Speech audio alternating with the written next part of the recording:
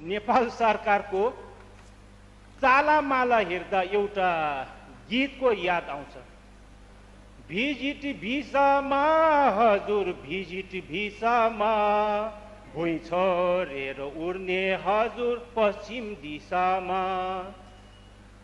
वास्तवमा माननीय गृहमन्त्री रमेश लेखकले विशेष जोड र विशेष इन्ट्रेस्ट गरेर चाहिँ एयरपोर्टको आद्यगमनमा चाहिँ प्रमुख बनेर पठाएको तीर्थराज भट्टराई सहसचिवको नेतृत्वमा चाहिँ वैदेशिक रोजगारमा जानु चाहने चाहिँ बेरोजगार युवाहरूबाट प्रति युवा लाखौं रकम असुलेर लुट धन्दा मचाएर चाहिँ विदेश पठाइएको देखिएको छ।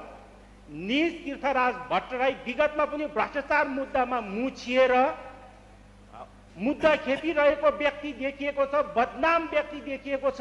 त्यति मात्रै नभएर गृहमन्त्रीको सचिवालयमा रहेको दुईजना चाहिँ अधिकृतहरू विगतमा चाहिँ असाध्यै भ्रष्टाचारमा मुछिएर मुद्दा खेपिरहेको देखिएको छ।